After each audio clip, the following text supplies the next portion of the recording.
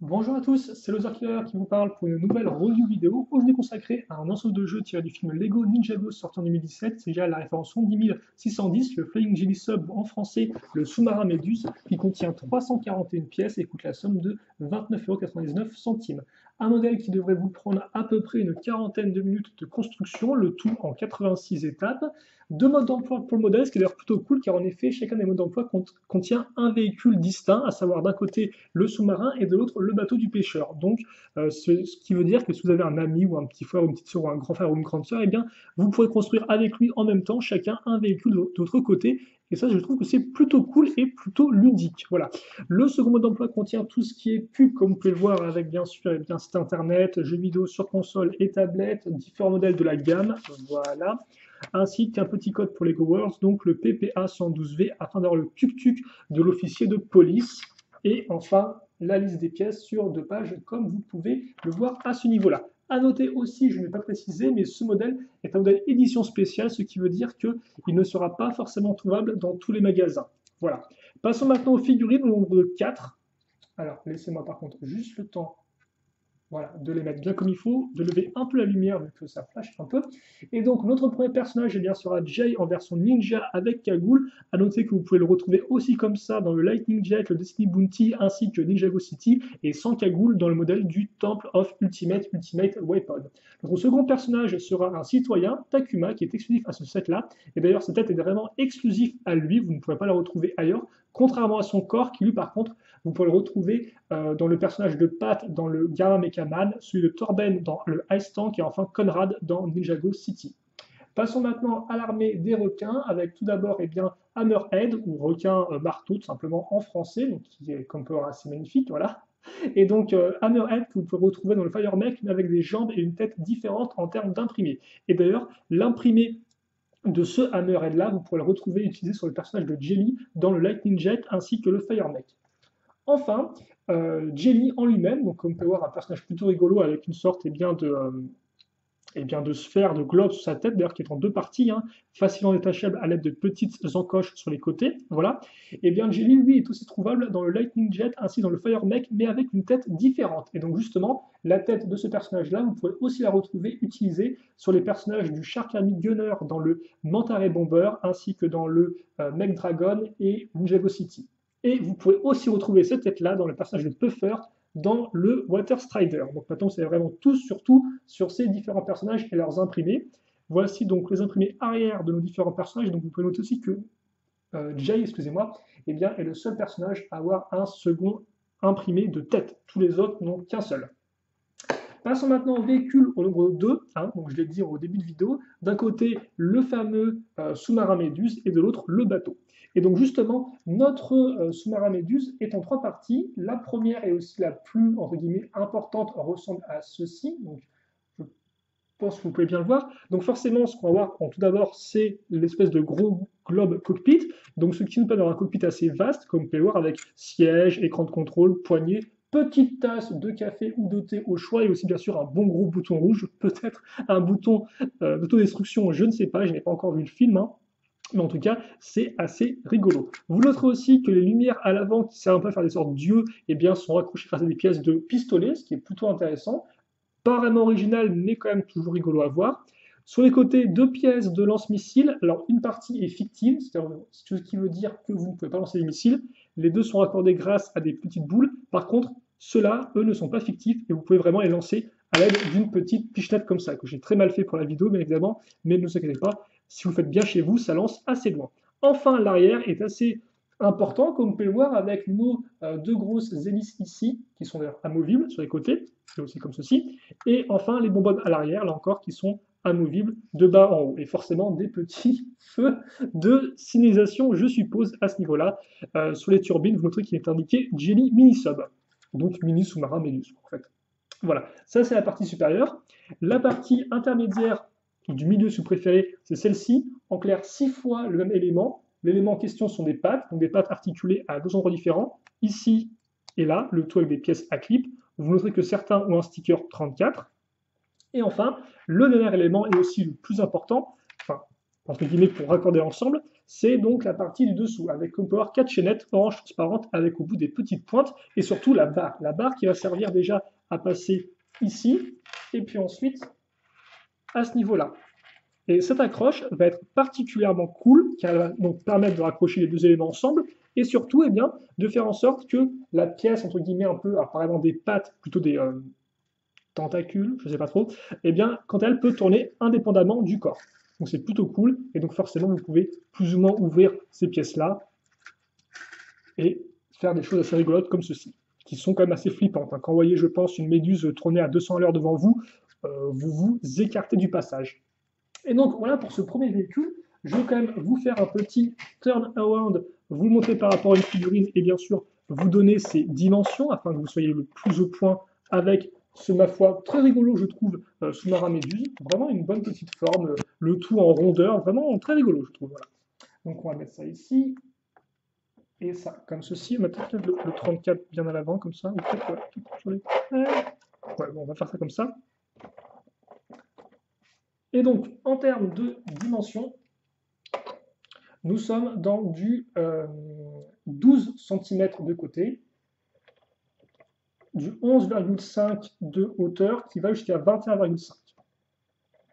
Donc 11,5, hein, c'est ça, et 21,5, c'est le double. Comme ceci. Et donc voilà pour notre sous-marin Méduse. Et hormis ça, eh bien, je vous ai tout montré. Donc vous avez tout à peu près vu en termes de mécanisme, en termes de fonctionnalité, des lance-missiles, des pièces amovibles et le tout qui peut tourner donc indépendamment du bas et du haut selon quels éléments vous allez faire tourner. Voilà donc pour le sous-marin Méduse, qui est plutôt cool. Et enfin maintenant, on passe à toute autre chose avec le bateau. Donc comme on peut voir, là, changement d'ambiance, on passe d'une sorte de gros véhicule Méduse un peu futuriste à un bateau tout ce qu'il y a de plus traditionnel, avec couleurs noires et marron forcément pour représenter le bois. Voilà, trois petits sauts ici, la place à l'intérieur pour mettre notre personnage de pêcheur, et surtout à l'arrière, ce qui va être important, donc différentes plaques à différents niveaux, qu'on va compléter avec un premier module, comme ceci. Alors, par contre, laissez-moi juste comme ça, qui va, comme vous pouvez voir, ajouter des pièces en biais, grâce à des petites pièces charnières, et surtout d'autres pièces d'accroche afin de raccrocher et bien justement la fin du véhicule. Donc là encore le tout grâce à des pièces avec tenons en façade, petit drapeau, petite décoration ici et là. Et donc ça, on le met à ce niveau et on va rattacher nos deux barres ensemble grâce à une pièce à clip. Et donc là, vous avez le bateau qui est terminé. Alors là, par contre, aucun mécanisme à l'horizon, hein, juste le bateau en lui-même. Mais ma foi, quel bateau! Il est vraiment très bien réalisé, je trouve, en termes de détails. Et il y a vraiment ce côté justement asiatique qui en ressort en tout cas. En termes de dimension, nous serons dans du 14 à 17 de longueur si vous comptez ou pas le drapeau, ou juste la barque en avant, entre guillemets, 3 à 4 de largeur et 6 à 9 de hauteur. Là encore, 6 et 9 avec le drapeau ajouté. Et donc, par rapport à notre ami Takuma qui vient justement avec la pagée, voilà, un peu en termes de dimension. Et honnêtement, en termes de taille, comme poire, c'est tout à fait respectable. Hein. On n'est pas dans un tout petit bateau, c'est vraiment un bateau quand même qui est une taille petite moyenne. Donc c'est vraiment très plaisant à construire et aussi vraiment à regarder.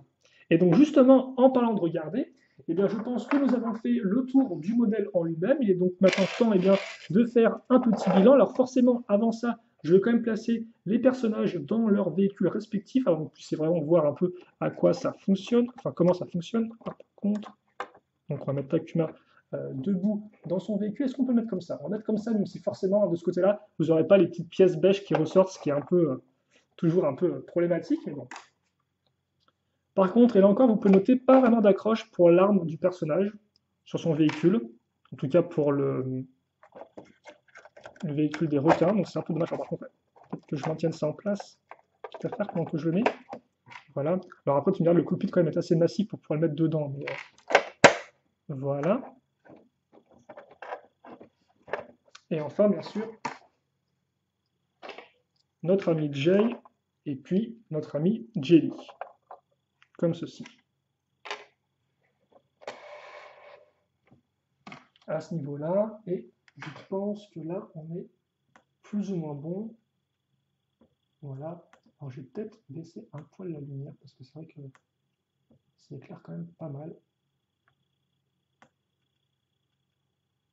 Voilà, comme ceci.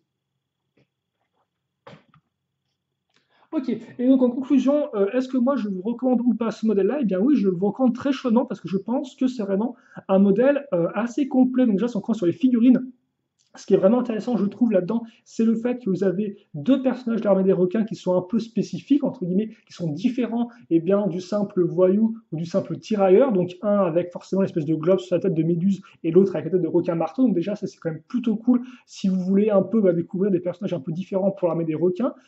Jay et Takuma fonctionnent aussi plutôt bien. Takuma en plus qui est peut-être exclusif, ce qui est quand même plutôt cool. Voilà. Et après aussi, vous avez les véhicules. Et ça, c'est vraiment intéressant, c'est que, eh bien justement, là, vous avez vraiment deux véhicules, donc forcément, ça diversifie un peu la jouabilité. Vous allez pouvoir faire une scène de course-poursuite éventuellement entre les deux, et surtout deux véhicules qui ont un design qui est totalement différent. D'un côté, comme j'ai dit, le côté un peu plus futuriste avec le véhicule de l'armée des requins, et donc forcément là aussi deux camps différents sont représentés, hein, citoyens et armée des requins. Et donc justement, armée des requins avec un véhicule qui, ma foi, est fort mignon, je trouve, vraiment rigolo, aussi bien en termes de forme qu'en termes de construction. Là encore, il n'y a pas non plus des techniques de fou, ça casse pas non plus trop pattes à un canard, mais toutefois, c'est fun de l'assembler, c'est fun de le faire tourner comme ça, avec comme une sorte d'hélice. Et honnêtement, même si je suis pas non plus entièrement fan, par exemple, des missiles qui partent un peu sur les côtés, ou encore du gros tas de pièces jaunes à l'arrière, hein, je ne suis pas non plus entièrement convaincu par cet aspect-là, je trouve quand même qu'il a une forme assez originale et plutôt fonctionnelle. Et ça permet aussi d'avoir un véhicule de taille moyenne pour l'armée des requins, ce qui est plutôt cool si vous n'avez pas envie de dépenser 30 euros, effectivement, par exemple, pour le bombardier Raymanta. Et après, à côté de ça, vous avez le véhicule le bateau de Takuma, qui, honnêtement, comme j'ai dit, eh bien, a une bonne forme, a des bonnes couleurs très agréables à l'œil, et surtout qui représente eh bien, un véhicule pour nos amis citoyens. Et ça, c'est quand même assez rare pour être signalé. Et en plus, on a un véhicule vraiment typé, là encore, qui peut être utilisé en dehors du thème Ninjago.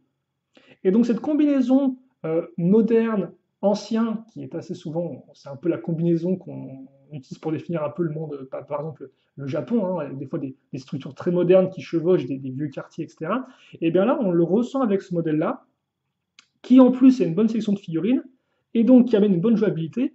Et donc ça pour vous dire que même si effectivement quelques éléments m'ont pas entièrement convaincu, j'ai trouvé ce modèle très plaisant à construire et surtout à jouer avec. Et donc c'est pour ça que moi, eh bien, celui-ci, je ne peux au final un peu que vous le conseiller, si vous voulez tout savoir. Je ne peux effectivement que vous le conseiller parce que c'était vraiment une bonne surprise pour moi. Et donc je pense que ça peut aussi être une bonne surprise pour vous à ce niveau-là. Et donc là encore, je trouve que ce côté deux véhicules en un, vraiment accentue la jouabilité. Et donc là encore, si vous avez un petit frère, petite soeur ou un ami, ça peut être intéressant. Comme ça, chacun a son propre véhicule. Et donc ainsi, on peut créer de chouettes scènes de jeu. Donc voilà tout ce que j'avais à dire pour ce modèle du sous-marin Méduse. J'espère que vous avez apprécié la vidéo. Si toutefois vous avez des questions, des commentaires à faire sur le modèle, n'hésitez pas. Je lirai tout ça avec grand plaisir et j'y répondrai avec grand plaisir. Et puis pour le reste, eh bien, passez une bonne journée, une bonne soirée, une bonne ce que vous voulez. Et à la prochaine. Salut à tous et à toutes.